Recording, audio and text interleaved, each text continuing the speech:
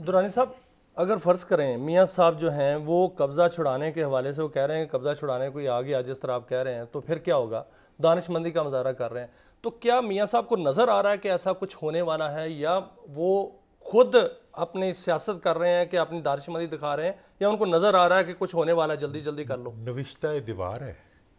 देखिए सर, आप मतलब हमने देखा हमारे इलाकों में फ्लड आता है ना, तो हमने बंद बंद बनाए होते हैं, तो थोड़ी देर बाद हमें पता होता है कि हूँ इस बंद ने रुड़ जाना है।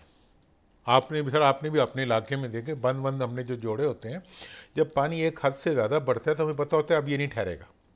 तो मियाँ साहब को भी पता है कि ये जो हमने एक फ़र्ज़ी बंद बनाया हुआ है ये हुन नहीं ठहरना। ना इसको मईशत री इन्फोर्स कर रही है, ना इसको डिलीवरी री इन्फोर्स कर रही है, ना दोस्त ममालिक इसको बचा रहे हैं। तो ये किसके साथ, अवाम इसके साथ है नहीं, तो किसके सहारे पे चलेंगे? सर, फ़ौज ने तो कह दिया है कि हम न्यूट्रल होने जा रहे हैं, और कल नैब तरमीम का फैसला भी आ रहा है। अगर नैब तरमीम का फैसला वही बरकरार रहता है जो उमर अता बंदयाल साहब देकर गए थे, तो फिर क्या होगा? फिर तो उधर फ़ौज न्यूट्रल और इधर नैब तरमीम ख़त्म, तो फिर देखें जी, आप देखें साहब, मैं तो आपको पता है सब, मैं तो एक अरसे से यही इलेक्शन से पहले यही पिटना पिटाना शुरू किया कि यार सुलह सफाई करके नेशनल यूनिटी गवर्नमेंट बना लो, ताड़ी भी इज्जत रह जाए, दूजियां दी भी रह जाए, मुल्क आगे निकल जाए। नहीं, सामने तो वादा हो गया, ठीक है नहीं, हम तो अब आएंगे, फिर आने के बाद फिर भी नहीं चैन आया, असि तो जनाब इन्होंने जीपा दे थले दे देंगे। मतलब ये होता है कि अवाम के साथ कोई इलेक्शन वाला दिन आपको याद होगा, उस दिन मैंने कहा था कि अगर अवाम साथ ना हो तो फिर कोई साथ नहीं देता। तो ये हकीकतें जो होती हैं ये नविश्ता दीवार होती है, कोई साइंस नहीं होती। लेकिन सर देखें, ये बानी पीटीआई का केस है, अगर वो जीत जाते हैं तो फिर आप समझते हैं दुरानी साहब के उनके बाकी केसेस जो हैं उन पर भी इसका असर पड़ेगा? देखिए मैं आपको बताऊं, उनके वो ये एक केस जीतना और एक केस हारना ये कोई मतलब कंप्लीट पिक्चर नहीं होती मेरे ख्याल में। लेकिन ये है कि एक ट्रेंड है जो इस वक्त चल रहा है कि अदालत अब वो अदालत नहीं रही जो एयरपोर्ट के अंगूठा लगा के आपको छोड़ दे।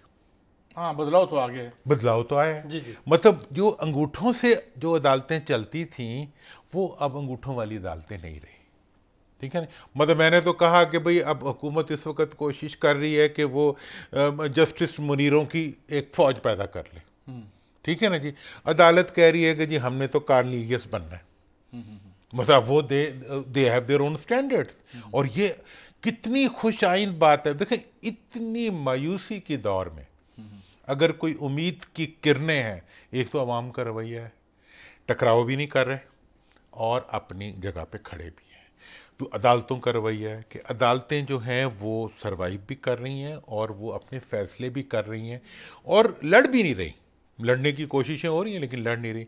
इसी तरह मुल्की इदारे हैं, मुल्की इदारे मुल्क के मफाद में अपनी कानूनी हदूद के अंदर आ। देखो मतलब इतनी अच्छे में अगर आप कोई समझे कि कितनी तेज़ी से इस वक्त पॉजिटिविटी की तरफ हम बढ़ सकते हैं और बढ़े हैं कि देखें जी, अब जैसे आज की जो प्रेस कॉन्फ्रेंस थी वो बड़ी बैलेंस्ड प्रेस कॉन्फ्रेंस थी मेरा ख्याल है, कि जिसमें उन्होंने एक पॉजिटिव मैसेज दिया कि हम सियासत में नहीं है इन्वॉल्व। और ये बात जब वो पिछला भी फैसला हुआ था जब इनके सारे ढंडोरची निकल पड़े थे कि जी पैरा नंबर फलां पढ़ें और पैरा नंबर, उस वक्त भी मैंने यही बात कही थी कि भाई कोई पैरा ना पढ़ो, इदारे की इज्जत करो। इदारा जो भी फैसला करेगा वो इदारे का सही फैसला होगा, लेट इट बी सो। सियासत में मत घसीटो, ये उनका काम नहीं है। ना मुज़ाकरात हो रहे हैं, ना होंगे, ना होने चाहिए, ये आपके प्रोग्राम में ही मैंने अर्ज़ किया। बिल्कुल। अब इन तमाम चीज़ों की मौजूदगी में हर चीज़ एक मुस्बत रुख ले रही है। और आप देखेंगे कि अगर एक दफ़ा माहौल आपने सियासी माहौल को नॉर्मलाइज कर दिया, दुनिया टूट पड़ेगी पाकिस्तान के अंदर इन्वेस्टमेंट के लिए। देखें अमेरिका भी आएगा और चाइना भी आएगा। नॉर्मलाइज कौन करेगा? कौन सियासी माहौल को नॉर्मलाइज करेगा? क्योंकि ना तो बातचीत हो रही है, ना दूसरी जानब ये कहा जा रहा है, आज जो वाशगाफ अल्फाज में ये कहा गया है कि फ़ौज ना सिर्फ न्यूट्रल हो चुकी है बल्कि 9 मई वाले जो लोग हैं उनको भी नहीं बख्शा जाएगा, और जो फैज़ हमीद के केस के साथ जुड़े हुए लोग हैं वो भी कानून का सामना करेंगे। तो माहौल कैसे न्यूट्रलाइज होगा? कानून से तो कोई नहीं डरता। कानून डराने के लिए होता नहीं है, इंसाफ देने के लिए होता है। कानून अगर किसी को मुजरिम बनाता हो तो मान लेना चाहिए। कानून अगर किसी को मजलूम बनाता हो, उसको मासूम बनाता हो तो मान लेना चाहिए। देखिए, कानून से कोई नहीं डरता, ला कानूनियत से लेकिन डरता। सर ये उस वक्त होगा जब एहतसाब होगा। इस मुल्क में उस वक्त लोग सरमायाकारी करेंगे मुल्क जब एहतसाब होगा और लोगों को नजर आएगा कि यहाँ करप्शन खत्म हो रही है। कल अगर सर नैब तरमीम का केस उड़ जाता है, अदालत जो है वो केस उड़ा देती है, तो फिर ये जो लिस्ट जमा कराई गई थी कई सैकड़ों केसेस की, जिसमें मियाँ नवाज शरीफ भी हैं, मियाँ शहबाज शरीफ भी हैं, आसिफ अली जरदारी हैं, मौलाना फजलुर रहमान हैं, मरियम नवाज हैं, फरियाल तालपुर हैं, ये सारे केसेस जो हैं वो खुल जाएंगे। तो क्या ये नहीं होना चाहिए, ये केसेस खुल जाएं तो मंतकी इंजाम तक पहुंचे? ये केसेस खुलेंगे तो किसी कानून के तहत खुलेंगे। कानून का नाम बोलबाला होना चाहिए। बिल्कुल कानून के देखें, और बल्कि अच्छी बात है, सारे क्लियर हो, सारे क्लियर, अच्छा करे, अल्लाह करे सारे पाक हो गए, सारे पास हो जाए। ठीक है जी, अल्लाह करे सारे फंस जान, मतलब जो भी हो वो हो जाए। लेकिन ये है कि हमें अदालत को चलते रहना चाहिए, कानून को बाला रहना चाहिए और इंसाफ के मामलात को आगे बढ़ना चाहिए। अच्छा, मैं एक सवाल आपसे करता हूँ। आपने ठीक कहा, बहुत जीरक आदमी है, लंबा तजर्बा है मियाँ नवाज शरीफ साहब का, लेकिन कुछ और भी लगता है मुझे। वो ये है कि ये कोई रियलाइजेशन भी है और कोई किसी तरफ से शायद मशवरा भी है। देखें जी, असल में मशवरे के बगैर हमें तसल्ली नहीं होती ना। वो जब मैं मफावत की बात लेके निकला ना, कहने तक पीछे खोना। हाँ जी, मतलब ये है कि मैं कि यार पीछे थे अल्लाह। अच्छा चले, मैं एक और दफा तो वक्त बड़ा कम। जलसे का मुझे मियाँ साहब बता रहे थे कि एक बड़ा लंबा रूट दे दिया गया है। बज़ाहिर अगर देखें तो वो वही सूरत हाल लगती है कि बल्ले की बजाय करेला दे दिया, ये बंदे थक जान। This is the one dimension of this decision. The other dimension is if people, लोग चलना शुरू कर देते हैं और चल ही रहे हैं तो जलसा तो पीछे रहेगा, वो बड़ा शो बन जाएगा।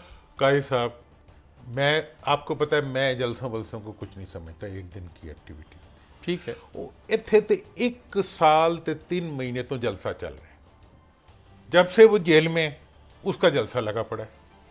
पूरी कौम जो है 75% एयर टाइम जो है हुकूमत और पीटीआई मिलके एक बंदे को दे देते। मुखालिफ एंकर है सुर्खी, वो भी उनके हक में उनके मतलब ये है कि जिस बंदे का 80% एयर टाइम जिसे मिल रहा हो, जिसका 24 घंटे जलसा चल रहा हो, एक जलसे में टुर के आगे, पैदल आगे, कट आगे, ज्यादा। तो दुरानी साहब, पिछला जलसा तो हो गया था मनसूख, अब जलसा हो रहा है। आप तो अंदर की खबर रखते हैं, कौन सी शराइत तय की गई हैं, किन शराइत पर जो है वो जलसा होने का इजाज़त दी गई है और कितने बंदे आएंगे, कोई इसकी खबर तो देखें जी, बंदे तो उतने ही आएंगे जितने मतलब बेचारे गरीब लोग आ जाएंगे, काफ़ी आ जाएंगे, मेरा ख्याल है आना ही चाहते हैं। और जहाँ तक है शराइत वराइत, तो देखें ये मैं आपको ये मैं पहले दिन से ये बात कह रहा हूँ कि इमरान खान ने कोई डील नहीं करनी। इमरान खान ने कोई डील नहीं करनी, डायलॉग जारी रहेगा। आज उसका बयान भी आ गया, और भाई डायलॉग जारी रहेगा, डील मैं को नहीं करनी। आज तक पाकिस्तान में भुट्टो के बाद जितने आपके लीडर आए हैं, सारे डीलें करके इधर गए, डीलें करके इधर आए, भाग गए, अंदर आ गए। इन्हें डील कोई नहीं करनी। डील ना करने की तो उसको इज्जत मिली हुई है, वो डील करके इज्जत गवाएगा। उसने डील कोई नहीं करनी। आपने और अवाम ने और मुल्क, लेकिन वो बिल्कुल नॉन कॉम्प्रोमाइजिंग नहीं होंगे, मुझे पता है। सबसे ज़्यादा प्रैग्मेटिक अप्रोच होगी फॉर पाकिस्तान। कोई इंतकाम, मैंने कहा भाई आप जब जेल में गए थे 6 फुट कद था, आज आपका 14 फुट हो गया जेल में रहने की वजह से। जेल से निकल के अगर इंतकाम की तरफ जाओगे तो फिर बौने बन जाओगे, अगर नेल्सन मंडेला बनोगे तो 20 फुट के हो जाओगे। इस वक्त पाकिस्तान किसी किस्म का इंतकाम और इंतकामी इक़दामात का मुतहम्मिल नहीं हो सकता। एक फ़र्क बताएं, मैं बिल्कुल एग्री करता हूँ, इंतकाम तो कत्ल न लें, मगर इंसाफ तो होना चाहिए।